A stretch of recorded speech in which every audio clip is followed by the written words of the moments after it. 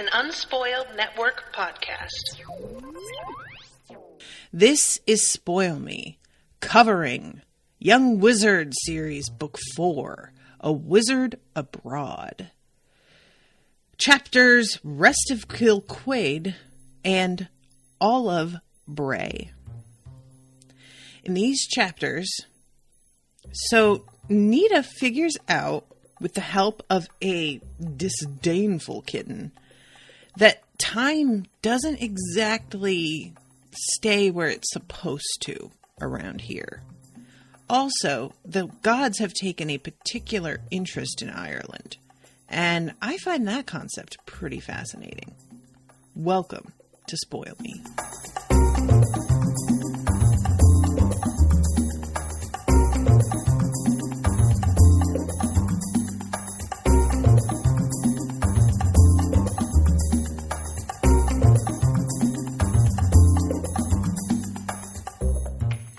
Welcome to the show, everybody. I am Natasha. First off, I want to thank Yama for commissioning this episode. Thank you so much, Yama. I am very interested in this book. I really didn't expect things to jump into time travel here. And I don't know why I didn't, because, that's not out of the realm of I won't say out of shit we've dealt with, because we haven't actually done time travel, but we have sort of looked into moments, right? I feel like there was a part maybe in the first book where Nita and Kit saw, actually could see something like a previous encounter with the lone one. Is that correct? I feel like I'm not making that up. So we've had these moments of just of playing with the fact that things are occurring simultaneously, that idea of time being the idea of what we're having happen is just one of 100 layers of other versions of this same reality all happening also at the same time that you can step into. But what we're doing here is a genuine step into the past situation. And that, for me, is very, very unexpected. I am here for it, but I'm also really, really worried because Nita does not seem to be as alarmed by this as I think she should be. I'm kind of on Kit's side here because she talks to him using their mind to mind. And he is the one that's kind of like, girl, I don't know about this. Really? And she seems a little bit taken aback. Not just by the fact that he is voicing concerns, but I think there's an element now, and it's something that they haven't had happen before. There's an element now of, well, you don't know, you weren't here, I know. Don't tell me when you weren't here and don't know. And they have never had to deal with that before because up till now, they have both experienced everything together. So this is really the first time that he is speaking to her from a hypothetical place and a place of concern, based in his extensive experience as a wizard, but not his experience with this particular problem. And she seems to kind of resent that a little bit. And, it's funny because, otherwise, I think she would really respect his opinion on this. But all it takes is that one bit of remove. And all of a sudden, she's kind of yeah, but who the fuck are you, though? Don't talk to me. She's not exactly. That's too harsh. But you know what I'm saying? It's just I wasn't really prepared for how uninterested in his opinion she was. And I almost wonder if she's anything like me. I am such a defiant to the point of ridiculous person. People talk about reverse psychology, and it's one of those things that's often played as a joke in whatever situation where you're dealing with a little kid and you're just tell him you can't do it, and then he's going to want to do it. And you tell the kid they can't do it, and sure enough, they want to do it. And everybody's just wow, that was really stupidly easy, but it was amusing. So I guess it's fine. But that's genuinely how I work. it's unfortunate. Listen, nobody hates it more than I do, that the instant I decide that I want to do a thing, this doesn't have to be an outside influence, by the way, telling me you shouldn't do XYZ. All it has to be is me going, Tosh, let's not do XYZ anymore. And then there's this little voice going, fuck you. I'm doing XYZ. Fuck you. Who are you? Fuck you. No. It's ridiculous. I really have to like deal with it in life. And if Nita is like me, I am concerned that this whole thing with Kit kind of being like, I feel like this isn't a great idea. Maybe you should be more careful, is going to turn into her wanting to be able to prove that she can handle it or has good judgment without him or doesn't need him. I don't know. I'm just worried about it. I don't want her to be like me. Don't be like me. Nobody out there. Nobody be like me. On the other hand, it has served me well in people being like, you're not going to make a living podcasting. Come on. And me just being like, oh, really? Fuck you. So, you know. Okay, we start in the middle of the first chapter. Or no, I guess it's the second chapter. It drives me nuts that these chapters aren't numbered, guys. I don't know why she doesn't just number the chapters. How hard would that be? Come on. But she doesn't. And we are still with the kitten who had just been like, oh, there's another wizard here. Does anybody want to know why Nita doesn't ask the kitten who is the other wizard? I mean, hello? That is like the first thing I want to know. Why wouldn't you ask that? Is there some sort of like rule that she knows that you're not really allowed to say? Is it that Nita has the wizard book and she's like, oh, I don't even need to ask the kitten because I can just look in the book and see who is? But we don't actually hear about her doing that later, right? Oh, Hugabug just right away said she can just look in her book. Yeah, but does she? I don't remember her doing that. I'm just like, I have such a suspicion that it's her aunt. And if it is, I just really want to know because I want them to be on the same side. But maybe I'm trying to like see a what do you call it? Not generational, a genetic link with being a wizard that isn't really there, because it just sort of comforts me to think that there is some rhyme and reason to why certain people get to be wizards and other people don't. So she's talking to the kitten, and this kitten just does not have time for her. This kitten is over it by the first minute of the conversation.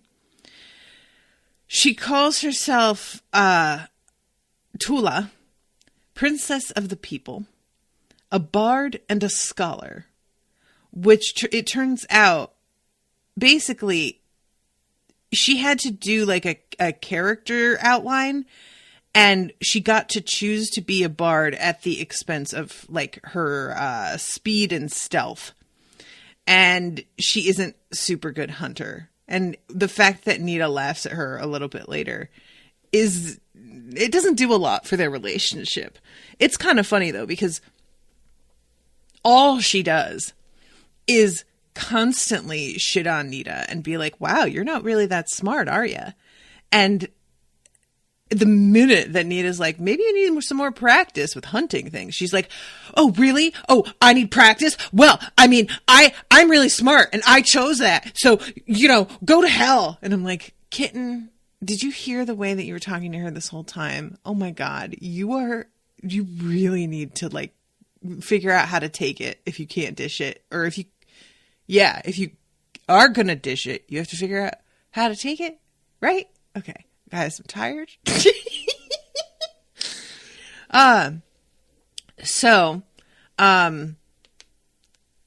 The kitten says, when she hears Nita's name and she's like, Nita, what is that? What kind of name is that? And she says the long form is Juanita. And the kitten says, a Spaniard. And then quotes this line of poetry.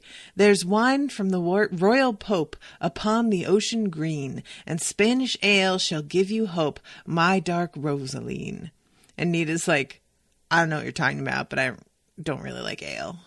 And then Kitten's like, okay, so this is how this is going to be. Like, it's really funny to me. The kid is just like, fuck, okay.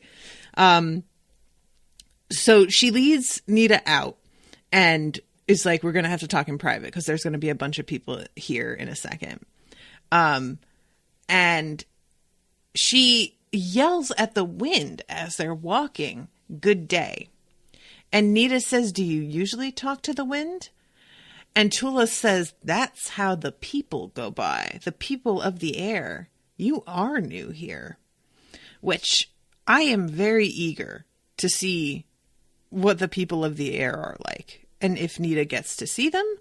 Or if this is just a thing that's sort of reserved for animals. Or maybe just like, you know, she's a princess of the people. Maybe it's only for royalty. But I'm deeply curious about this. And she makes fun of Nita for not knowing how to do math and figure out what percentage of her lifespan she has lived already. And she's talking to Nita about the different invasions and the Spaniards in particular. And she tells her this story, and I have to admit, y'all, this lost me a little bit. It wasn't that it wasn't interesting. It was more, and I'm realizing that this is a thing that I have trouble with in general. Melanie, are you in the chat? I feel like I saw your name. Nope, I didn't. Never mind. But Yama's here. Hi, Yama. Melanie had commissioned the Witcher series. And she sort of wound up leaving off on it. I think I was in book 3 or so. But one of the things that the Witcher series did was big info dumps. And I would find it really difficult to parse through all of that information and figure out what it was that I really needed to remember and what I could kind of like let go, because it would be either re-explained later, or if it did come back up again, it would be in context so that I knew what it was. So I would kind of get like mired in this like exposition and worry about remembering it all, to the point that it was hard for me to like let go and just enjoy the rest of the story, because I was so worried that if something came up later and I didn't remember it from here, it was going to leave me high and dry in terms of like being able to enjoy a new part of the story. I didn't want somebody to turn up that I should have known who they were and me just be like, who the fuck is this guy? Why they're acting like I should know that name, but I don't.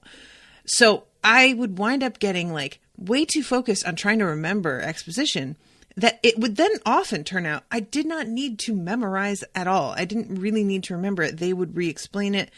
And that's sort of what happened to me here, where this kitten tells her this long story about the conquests and the history of Ireland and all of the things that have gone down in terms of Ireland's creation and the different, like the makers and the powers that be.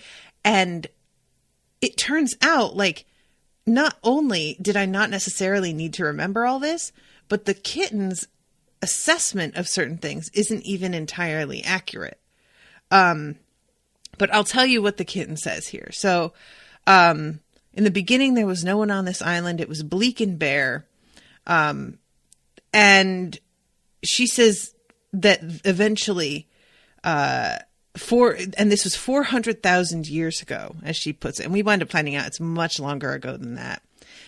They built mountains and carved valleys, and they fought the Fomori, the monster people. I don't want to look this up because I am concerned about spoilers because they can hide in the most unlikely places. But In the Dresden Files, in a later book, there is a group called the Fomor, who are enemies of his. And I'm really, really wondering if there's any connection there in terms of like what their origin is meant to be or what their name is based on. But again, I didn't want to look it up just in case. So she says the Fomori made a plague, the sickness that makes those who catch it hate and fight without thought. And the plague killed Partholon's people. So the island that was not an island was empty. Then after another 3,000 years, the people of Nebent came. They settled, dug rivers. The Fomori, they went up against the Fomori, fought and lost. And in the great strife of the battle, the land was broken away from the greater land and drowned in ice and then water.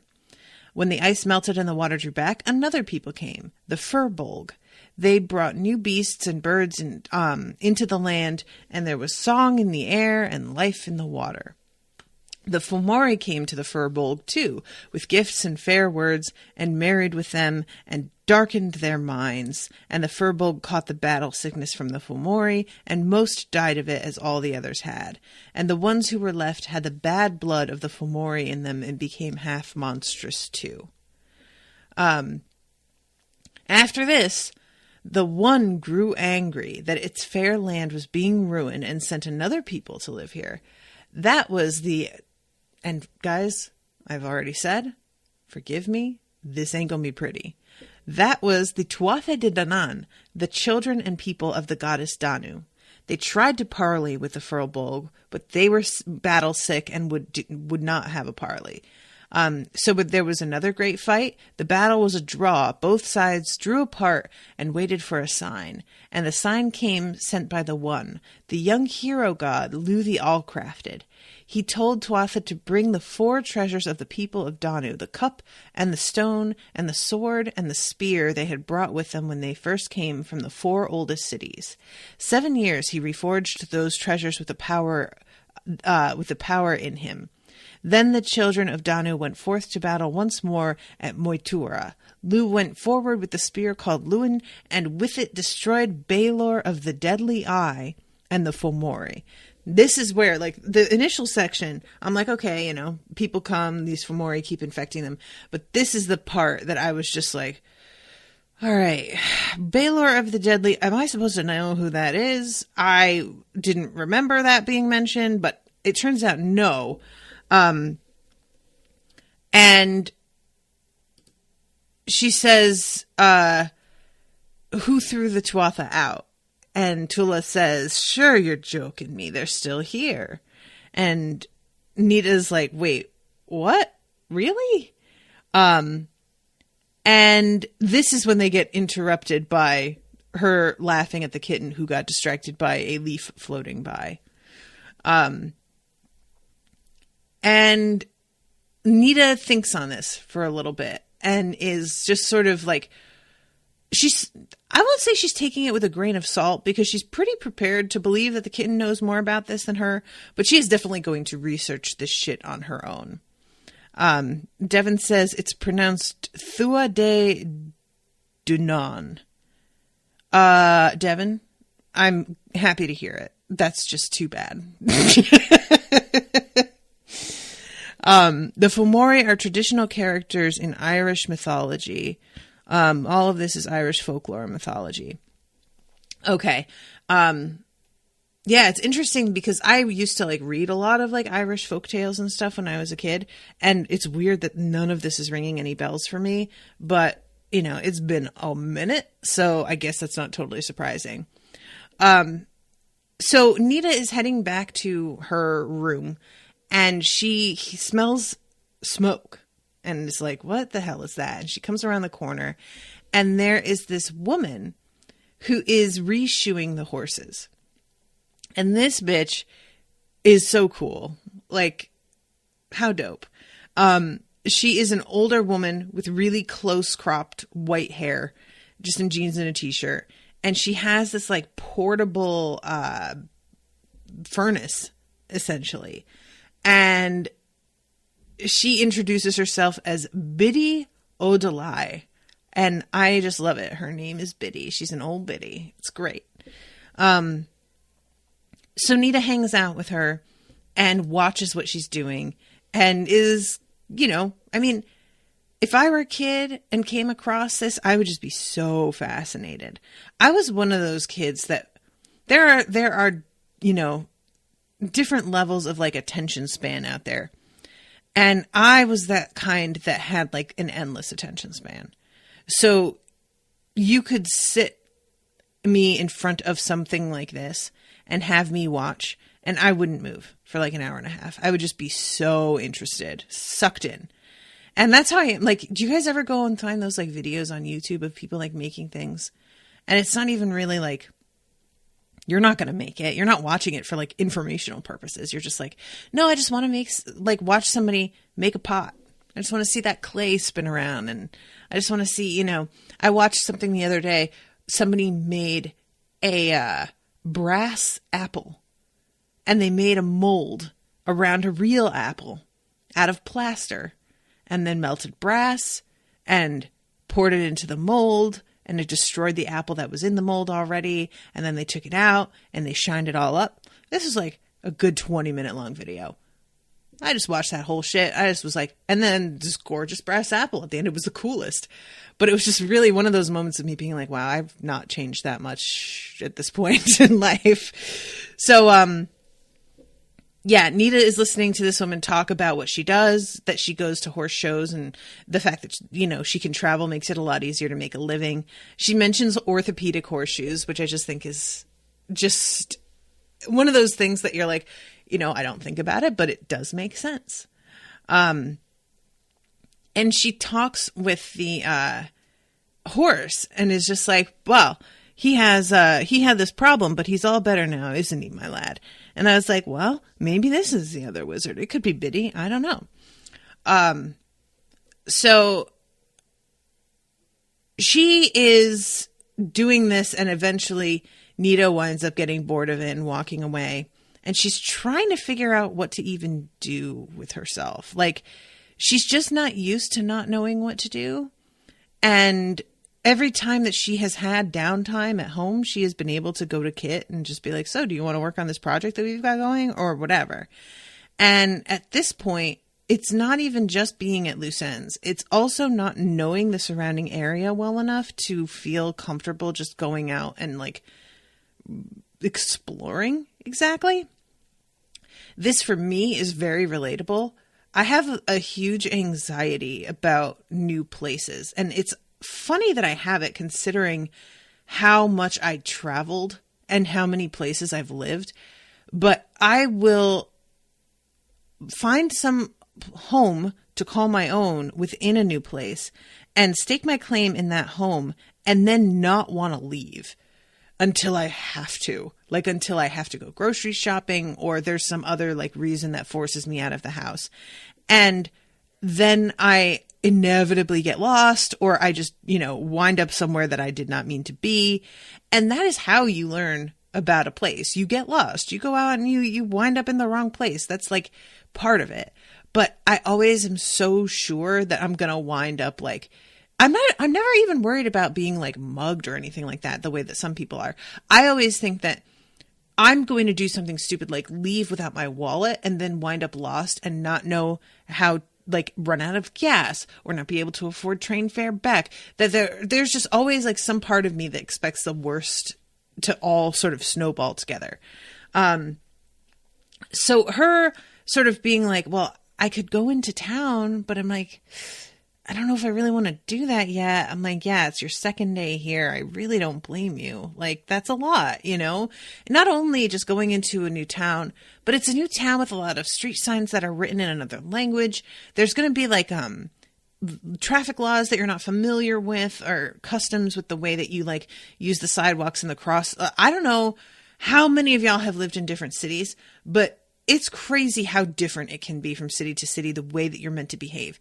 Like New York, waiting for the cross signal is kind of like, I mean, I guess you can, but nobody really cares. They will just cross the second they get a chance. If there's enough distance between cars that they feel like they can sneak across before the next car gets up there. If the cross signal's not on, they don't care. They'll just go. In Philly, that is not done. You wait for the fucking cross signal. We have a society here. Like Philly, they don't play with that. And if you wind up getting hurt, that's on you. There's a cross signal for a reason. It's just really different. So this sort of like going into a whole new city with a different language as well. Yeah, I mean, I would be really anxious. I would be the kind of person who like stays on the same side of the street on the same block and like gets a coffee and sits in the window and watches people at intersections for half an hour and try and gets a sense of how that's supposed to go before I even try to cross the street. That's how I work. So she goes back to her rooms and she passes by, like she considers going inside and she's like, all right, no, I'm going to go and go over the crest of this hill and look at the ocean. And she's staring at this ocean. This is kind of neat. And she smells smoke. And she turns around because she's assuming that it's the horseshoer, like that she just smells again. And she turns around and the whole farm is gone. And the land is the same. It's still there, you know, but the buildings are gone. And the road is gone. There's just like a track, like a little trail. And the smoke, and it says she looked around her in great confusion. There was a pillar of black smoke rising up off to one side, blown westward by the rising wind off the sea. Very faintly in the silence, she could hear cries, shouts. Something white over there was burning. It was the little white church down the road, St. Patrick's of Kilcade, with its one bell. She stood there in astonishment, hearing the cries on the wind, and then a terrible metallic note, made faint by the distance. The one bell blowing in the wind, then shattering with heat and the fall of the tower that housed it. A silence followed the noise, then faint laughter, and the sound of glass exploding outward with the force of the fire. Whoa! Okay. And Tula is right at her feet and says, they've been restless, these ghosts. This isn't the first time that this has happened. And basically says, I told you that the wind blows. There's a reason you are here. Something is going on. And Nita is just, understandably, really flipped out by the fact that this has happened purely by accident. She's used to causing these sorts of things via a spell. It's an intentional act, and she does it for a reason. She was just standing here minding her business and turns around, and it's like 2,000 years earlier. I mean, no thank you, you know? Maybe less than 2,000, but nevertheless, it's a minute. And Tula tells her that she went sideways. It's not usually so easy, but that's an indication that things are in the wind indeed. And Nita says sideways into the past, and Tula says or the future, or the never was. All those are here. You know that. And I'm like, oh, wait, into the never was. That's cool. Let's see some of that. And later on, we may. It might have been the future, or it might have been the never was that Nita glimpsed. But who knows? So yeah, Tula tells her, it's always been easier to do here, but it definitely, you're right, should not be this easy. And the fact that it can happen this easily means that things are getting a little bit dangerous, especially for people who are not wizards. So this is when Nita realizes that, like, it wasn't just her parents' idea to send her here. This was part of her being sent on a mission.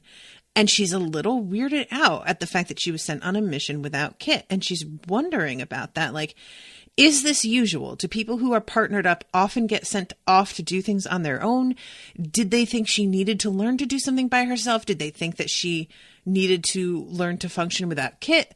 Or did they just not think Kit was going to be necessary for what it was that she was doing? And I am also curious about all those things, you know? And she asks Tula how to get back. And Tula tells her to just look back at the ocean the way that she had been when this happened. And when Nita turns around, it's all back. But yeah, it's a bad scene that just looking at the ocean caused this to happen. Not sure what that trigger means. Because I'm assuming, I think she says later that she theorizes what she saw was a, like Viking raid. It might have been the British though. I don't know, you know, but she has like a couple of thoughts, and I'm wondering if it's like the ocean triggered it because that is where they came from. She was looking maybe in the direction. It might not be anything like that. I don't know. So the next chapter, Bray, she goes to the library. She is a real Hermione, and that's what she does when she needs to find out some information. And so she catches the bus and goes down into Bray. And when she gets to the library, she is just really excited at how much is written in Irish. She was like never aware of how many books there were in Irish and poetry and whatnot. And she is reading the section on Ireland in her wizard's manual was quite long. This did not surprise her, since at the moment the section on the United States was quite short. The manual tended to have as much information as you needed on any particular subject and simply waited for you to look for it, which I really like. I think that's kind of cool. It's almost like, you know, your phone gathering it's not as terrifying, but your phone being like, oh, I see that you're in this area. So when you search for such and such, I'm going to give you primarily stuff in your area first. And I'm just like, well, it makes me uncomfortable to be reminded that you know where I am at any given moment. But okay, you know, this is convenient and I can't argue. So the things that Tula said had happened 400,000 years ago had actually happened 400 million years before, which, wow. Tiny bit of difference there. And she learns about the creation of Ireland and everything, and the science of it, you know, the ways that the earth moved and split and water and all of that. But here comes the thing that I find really interesting. The world was made. The only name wizards have for that power, which was senior to the powers that be and everything else, like a good manager, had delegated many of its functions to the first made creatures, the powers, which some people in the past had called gods and others had called angels. The powers made different parts of the world and became associated with them simply because they loved them, as people who make tend to love what they've made. But something had gone wrong in Ireland's making. Someone had been, it was tempting to say, interfering. So the makers keep on trying to do things, and at the last second, shit keeps getting messed up. And it's pretty clear that this is like the lone power getting mixed up in things. And these makers don't realize at the time that it's the lone power screwing things up. So they just kind of come up with a little patch to like fix things here and there. But because of that, things aren't as stable as they might otherwise be. And then it says, the bright powers made 2 or 3 attempts to form Ireland, were frustrated 2 or 3 times by the lone power, and then, as Tula had said, the One had intervened. It sent a new group of makers into the world to shape Ireland, makers with greater powers and more seniority, more central than those who had worked here before. They would set it right. It's so weird to hear about this in this like language that really makes you think of like management, you know, at a corporation. And it says that they tried, but the lone power basically is like, oh, you're sending some bigwigs. Well, I guess I'm just going to have to make this a little bit more difficult. And every time that they seem to have put the Fomori down, they come back and are stronger than they were before. So then came the first battle of Moitura. Moitura itself was a great strife of forces over many centuries, as mountains were raised and thrown down, river valleys were carved and choked, and the ice rose and fell. You could still see the evidence in places in Ireland, rock more warped and twisted than could be explained by any mere geological uprising or subsidence. Places where fires had fallen and melted the stone in ways that geologists could make nothing of. Nita could make something of it. The weapons used to wage war in heaven had been brought to bear on Ireland. And then, here was the arrival of Lugh the All-Crafted. She thought she knew this particular power. She had met it once or twice. A young warrior, fierce, kindly, a little humorous, liable to travel in disguise. A power known by many names. Michael, Athene, Thor. It was the one's champion, one of the greatest of all creatures, definitely a power to be reckoned with. As Lugh, that power had come and poured his virtue into the great treasures that the Tuatha De Danann had brought from the 4 oldest cities. Then he and the Tuatha had gone out with those weapons against Baelor of the Evil Eye. And Nita's wondering if he is, like Baelor, is actually the lone power, or if it's just some person that the lone power kind of took over and corrupted because that's one of its favorite bits to do. And it says, Baelor had held the humans of the island, his twisted creatures, the Fomori, and the other lesser powers in great terror for thousands of years. But then came the second battle, as Tula had said, and all that changed. War came from heaven to earth with a vengeance. The champion struck Baelor down. After putting down Baelor, the powers had gotten busy finishing Ireland. And they fell so completely in love with it that they kind of hung around. And this is really cool to me. It said this was more common in the old world, Nita read, than in the new. In places like North America, where the native human peoples had stories not of specific gods, but instead about heroes and the One, it indicated that the makers of that place had gone away, well satisfied with their work. In some places in the world, though, the satisfaction took longer, places like Greece and Rome. Their makers loved them too much to leave for a long while, though finally they did let go. But there were still a few places in the world where the powers had never let go. This was one of them.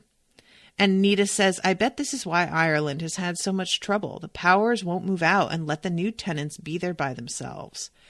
And Nita's like, I understand that the powers mean well, but they are still like, they're not perfect. They're gods in their power, but they're not gods in the way that often we tend to think of God, which is what the one power is in this, where they are always making the wisest, smartest decisions. And she thinks that their proximity to everything might just be, if anything, a detriment, And it says even the best of the powers that be could be affected by too much commerce with humans and physical reality. So yeah, I just think that's really interesting because I've always been sort of fascinated by the fact that like the Native Americans, for example, a lot of them don't really have God figures. They will have myths that have to do with animals. And as it says here, like heroes, it's a lot of stories involving whomever that nation or tribe like reveres as somebody that maybe actually lived among them and that they're carrying that memory forward. There isn't the same kind of pantheon the way that there are with so many other cultures where there's like a distinct set of gods and goddesses and everybody knows the same names and everybody, like, even if they see them slightly differently, they all sort of represent the same archetypes. And, we have goddesses of love and gods of war and goddesses of the hearth and gods of the forest or whatever. It's not like that. And I've always been sort of like, how interesting that it went so differently. And this explanation, while it's not like foolproof or anything, I think it's kind of a neat idea. So then Nita reads about the human people that arrived, and the powers struck a bargain with them, agreeing to relinquish the lands and vanish into the hills. At least, that was how it looked to the humans. They knew that some hills in Ireland became more than hills at the 4 great feasts of the year.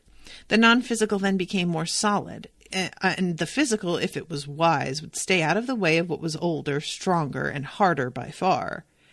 They had gone sideways, had the Tuatha. They could not bear to leave Ireland, and so they had just gone 1 universe over, or 2, or 5. It was still Ireland, but it was also a little bit closer to the depths of reality, whereas Nita knew Timeheart lay. And much coming and going between Ireland and the alternative universe had forged a link, broadening the road from a little track into a highway, easy to stumble onto. All of Ireland had become a place where one could suddenly go sideways. This toing and froing of the greater and lesser powers between Ireland that was and their version, Tir na Nog, as they called it, the land of the ever-young, was very dangerous. But it wasn't a thing a lone wizard could just stop. And Nita's just like, so what am I doing here? Because they called me and not Kit. So apparently I'm meant to like be working on this by myself, but I can't just shut this whole thing down. And, you know, I managed to like find my way back because I had a little wise kitten instructing me on how to like center my brain and do what I had just done to undo going sideways. But if some random just winds up having this happen, what are they meant to do? And, you know, I'm sure that a lot of people at this point are thinking of Outlander, because that was definitely on my mind. Although obviously that's not in Ireland. I believe that's in Scotland. But it made me think of that just because, you know, spoilers a little bit for Outlander. She winds up running across other people who are not necessarily from her time, but from other future times that have also wound up in the past inadvertently and are trying to just make the best of it, even though they either don't know what happened or they went back on purpose and they didn't get exactly what they wanted out of it. And I think it's interesting that this is all set in Ireland, and the way that this is such a common theme so much of the time is time travel from these sorts of areas. And Nita is just kind of trying to figure out what she is looking for, like, because she doesn't know what her job is, and she knows that part of it is that she has to figure it out. And there is a note that says consult in case of emergency. And she says, if they put me on my own, I guess that's what it is. And I'm like, yeah, I guess so. And this is all on the way to Bray, by the way. She's reading this on the bus on the way down. So she gets to Bray and she goes into the library and spends several hours there and gets books out on Irish mythology and stuff, trying to sort of pair up what she's learned with what the mythologies are.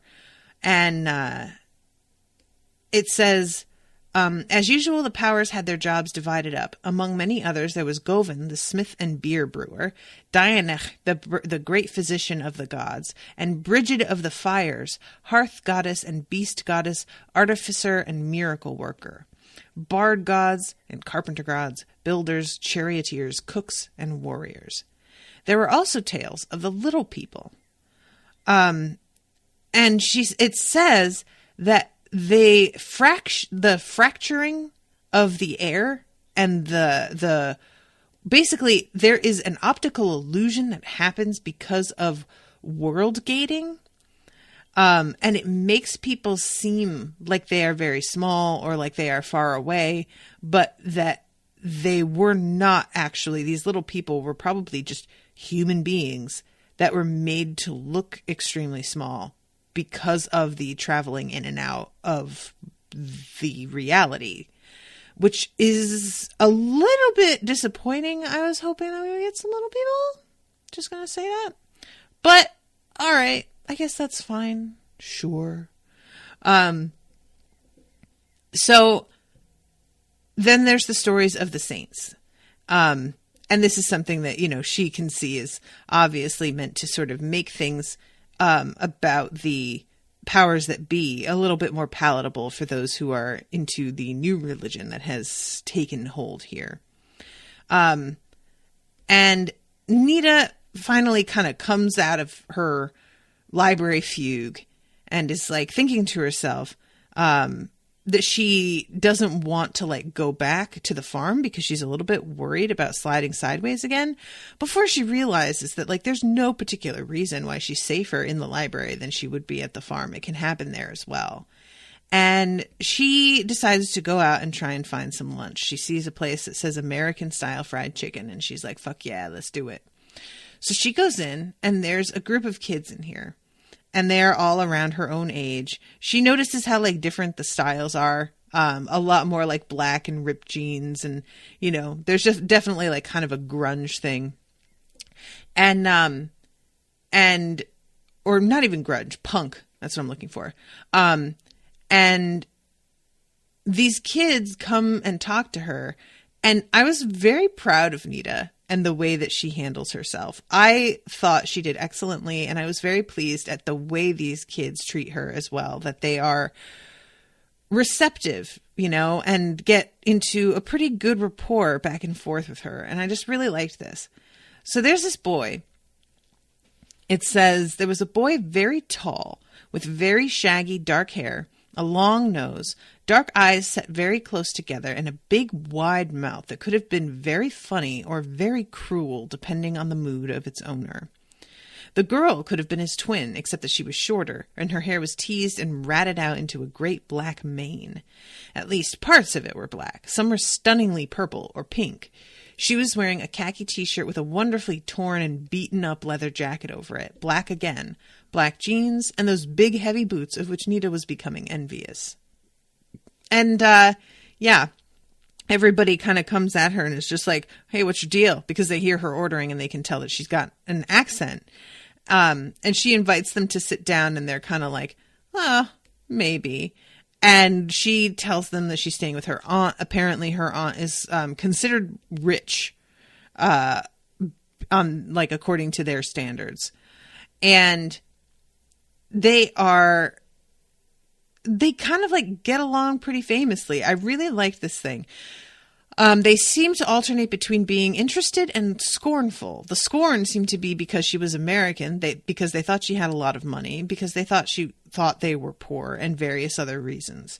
The admiration seemed to be because she was American, because they thought she had a lot of money, and because she could see the big movies 6 months earlier than anyone else.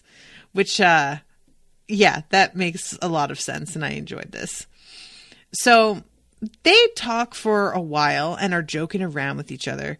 And Nita's getting a hold of some of the like slang here. So they talk about, they take the bus for the crack.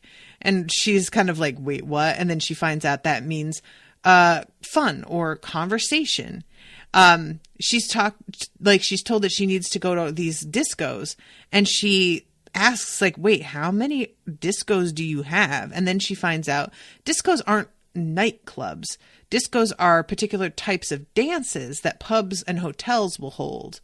And there's just a lot of like little things that she has to sort of, she sort of has to like listen and piece together what the actual meaning is on the fly. That's how that often works. And they kind of ask her if she has somebody to go with. It turns out the kid's name is Ronan. And he asks her, and I'm sort of wondering if he's interested. And Nita says, I don't. My buddy's back in the States. And they kind of like tease her a little bit, but they're obviously doing it in good fun, And one of the kids says that's why her family sent her away, because they were, and she makes like a hand motion about the fact that they were having sex. And Nita's just like, yeah, sure. Anyway, I'm stuck here for 6 weeks. And I really enjoy the fact that she's just like, yeah, all right, I'm just going to go with that. What the hell is the difference? And when she says she's stuck here, they make fun of her. Oh, excuse me. And they talk about all of the places that she can go and see. And she kind of is like, yeah, but have you guys ever done that? And they're like, well, they're tourist things. Like, we don't do it. No. And that's one of those things that I think is so interesting that, like, and I will say that I did this as well. And I lived in Philly, and it wasn't even like I grew up in Philly where you have the excuse of it just being there ever since you were a kid to not really notice it and take it for granted. But it was like, I lived in Philly. I never went to see the Liberty Bell. I never did the tourist stuff. And I really should have. You know, there's a reason that people go see that stuff, because it means something and it's interesting. But I just kind of thought, oh, well, I'll get to see it someday. And even if I don't, I hear enough about it from fucking everybody that who cares?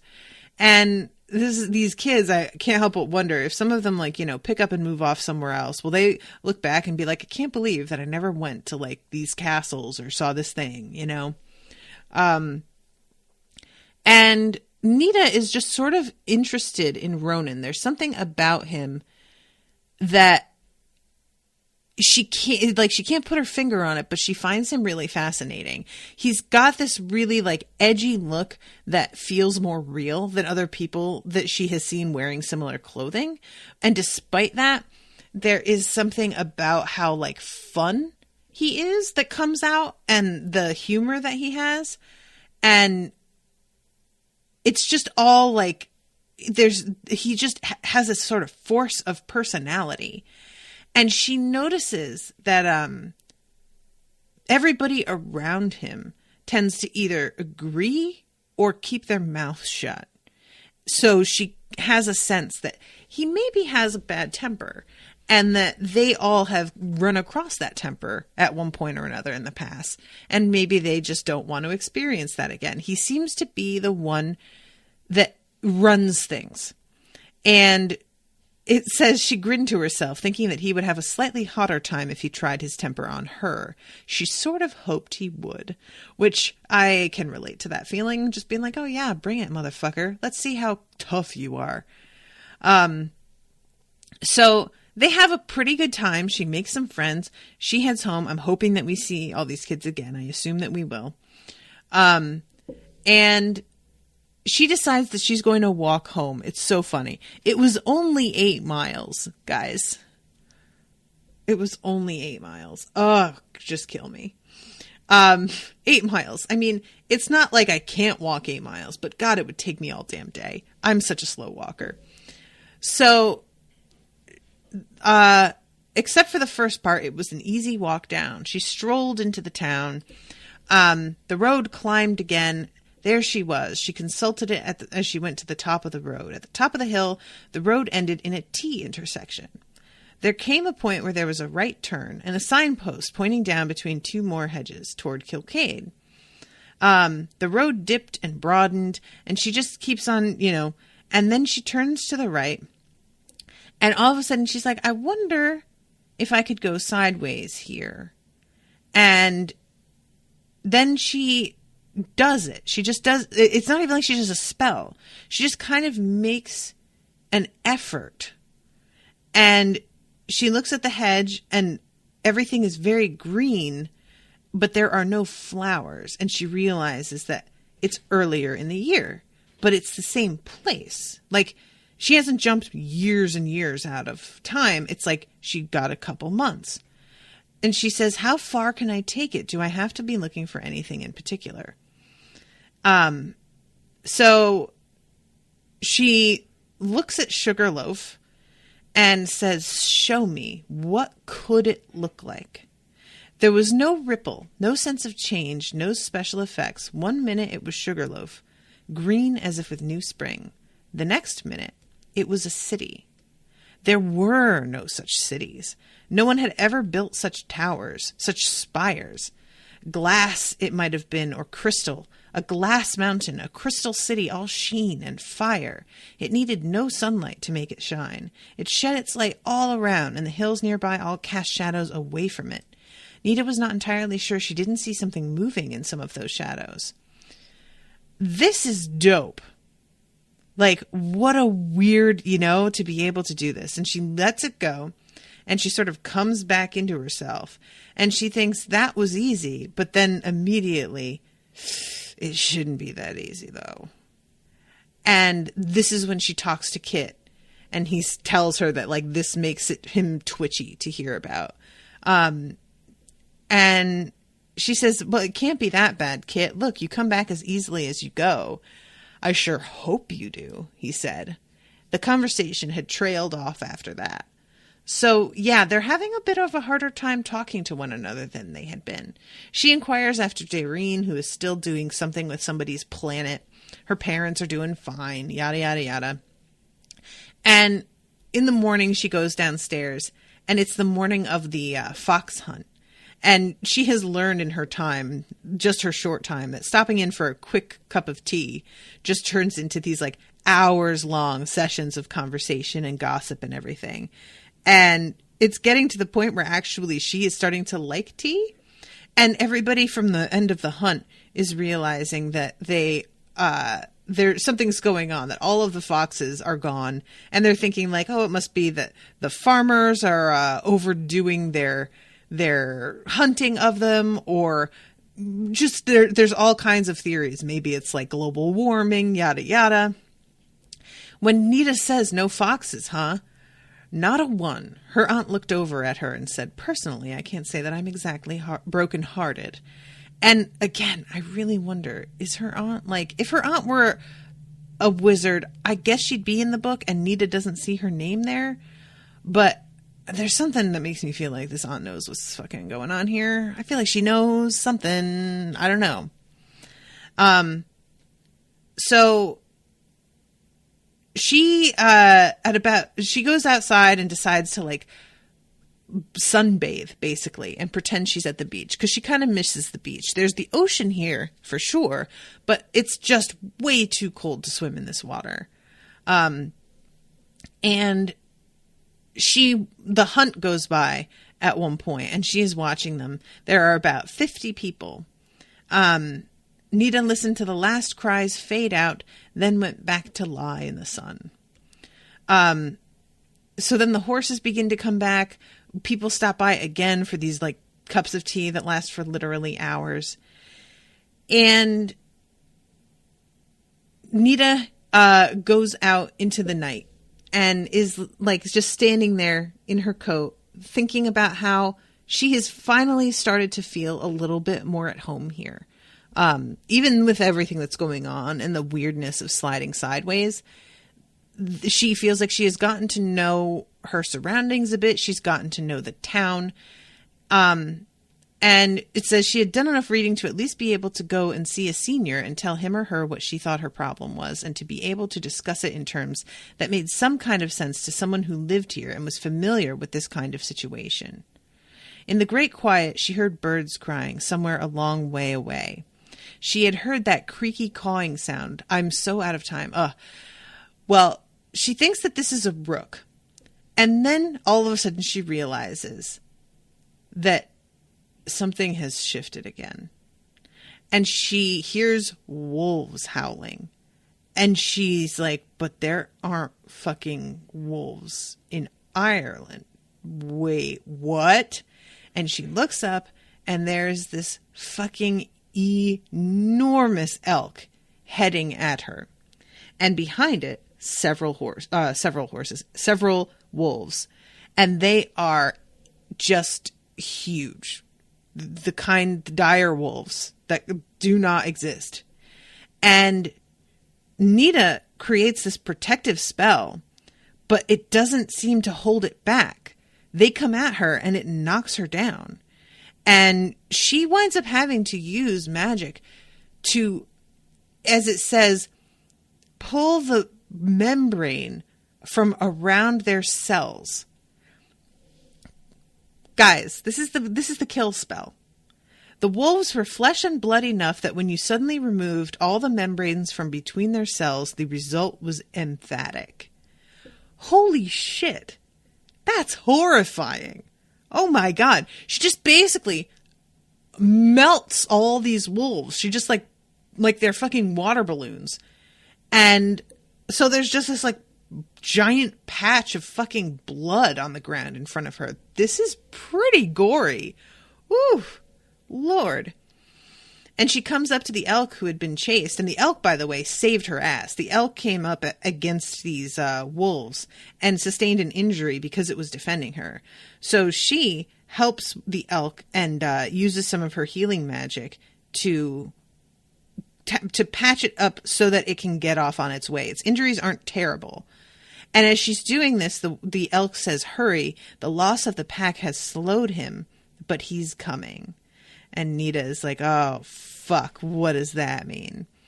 So yeah, she does this and heals this elk and finally just tells him to like get the hell out of here. And she stood for a moment listening. The silence reasserted itself, deep and whole, and the moon came out from behind a cloud. Nita looked up at it and sighed, then turned and started making her way back to the farm. I'm going to have to do something about these clothes before morning, she thought. I suppose the book has some laundry spells. But she couldn't push the bigger problem out of her mind. Without any spell worked by me, something came through from sideways. A lot of somethings. I'm in deep, deep trouble. So yeah, that's pretty dope. You know, when I first read it, I'm thinking, oh, she just went sideways again. Not so. These things came out of sideways somehow at her. Much more concerning. Whoa, wolves the size of like horses? No, thank you, kids. So yeah, I'm really, really curious where this is going. This is an interesting problem. I really like it. And it's real different than the other stuff we've dealt with so far, you know? I just keep being surprised by all of the directions this author takes these stories. It's fun to see all of the different, like, sort of thematically what she comes up with. So I'm going to have to wrap, but thank you guys so much for coming. I appreciate y'all. Thank you, Yama, for commissioning this episode. And I will be seeing you all hopefully soon with a new episode. Until then, toodaloo, motherfuckers.